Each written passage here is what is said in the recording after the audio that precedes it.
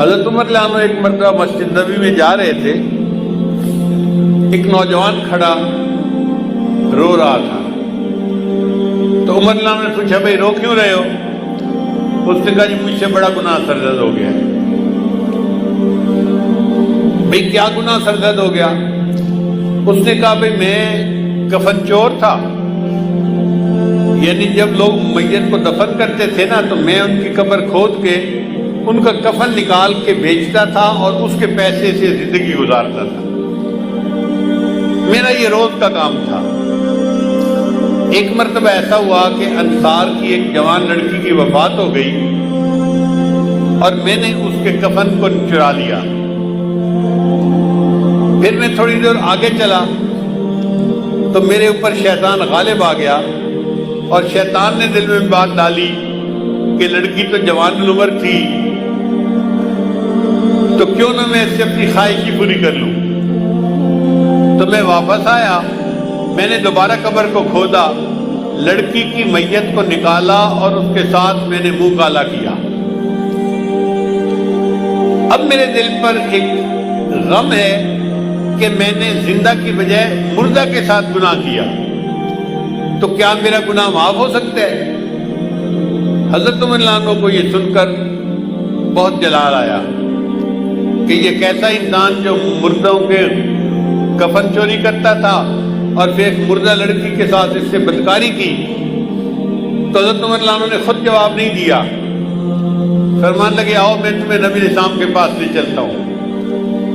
چنانچہ نبی علیہ السلام کے پاس لائے، عرض کیا اے اللہ کے حبیب صلی اللہ علیہ وسلم یہ ایک نوجوان ہے، اس سے بڑا گناہ سرزد ہو گیا، یہ آپ سے پوچھنے آیا ہے۔ تو نبی علیہ السلام نے فرمایا بھئی کیا مسئلہ پوچھنے آئے ہو؟ نوجوان نے ساری صورتحال بتائی۔ جب اس نے یہ بتایا نا کہ میں نے تو مردہ لڑکی کے ساتھ گناہ کیا، تو نبی علیہ السلام کو بھی بہت جلال آیا اور نبی علیہ السلام نے اس نوجوان کو ڈانٹا کہ تو اتنا جو ہے وہ سنگ دل اور جیسے بندہ بات کرتا ہے۔ تو نبی علیہ السلام نے اسے ڈانٹا کہ تجھے ذرا حیا نہ آئی کہ تو نے ایک مردہ عورت کے ساتھ بدکاری کی، یہ کیا وہ کیا۔ جب اس نوجوان نے دیکھا کہ نبی علیہ السلام بھی مجھے ڈانٹ رہے ہیں تو وہ وہاں سے کھسک گیا اور وہ مسجد نبی سے نکل کے سیدھا باہر دیہات میں گیا، ویرانہ تھا جہاں۔ 40 دن تک وہ نوجوان اللہ کے سامنے روتا رہا، اللہ میں اعتراف کرتا ہوں کہ میں نے یہ گناہ کیا، لیکن بخشنے والا تیرے سوا اور کوئی ہے تو نہیں، تو اللہ مجھے بخش دے۔ اتنا اس نے آنسو بہائے، اتنا اس نے اللہ کے سامنے عاجزی ظاہر کی کہ اللہ رب العزت نے جبرائیل علیہ السلام کو نبی علیہ السلام کے پاس بھیجا۔ جبرائیل السلام نے آ کے پوچھا اے اللہ کے حبیب صلی اللہ علیہ وسلم، اللہ نے مجھے آپ کی طرف بھیجا ہے اور اللہ نے کہا ہے کہ مجھے یہ بتاؤ کہ بندوں کو آپ نے پیدا کیا ہے یا میں نے پیدا کیا ہے؟ تو نبی علیہ السلام نے جواب دیا کہ مجھے بھی اللہ نے پیدا کیا ہے اور ساری مخلوق کو اللہ نے پیدا کیا ہے۔ پھر پوچھا اچھا یہ بتائیے کہ بندوں کو رزق کون دیتا ہے، آپ دیتے ہیں یا میں دیتا ہوں؟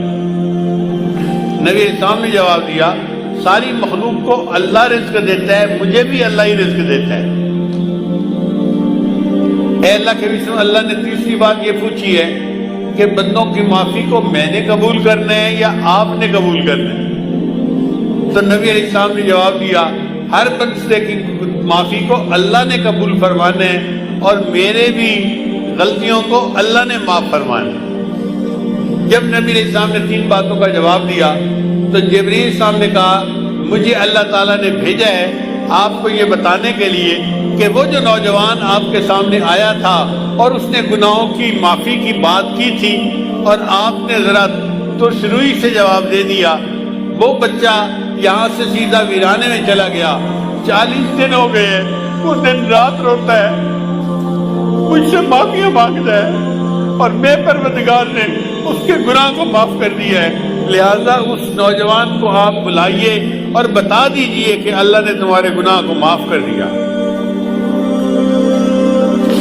حضرت شیخ الحدیث رحمۃ اللہ نے یہ واقعہ لکھا ہے، وہ فرماتے ہیں کہ نبی علیہ السلام نے پھر ایک صحابی کو بھیجا اور اس نوجوان کو بلوایا اور اس کو خوشخبری دی کہ اللہ رب العزت نے تمہارے گناہ کو معاف کر دیا، اللہ تعالی ہمارے بھی سب گناہوں کو معاف فرما دے اور ہماری توبہ کو قبول فرما دے۔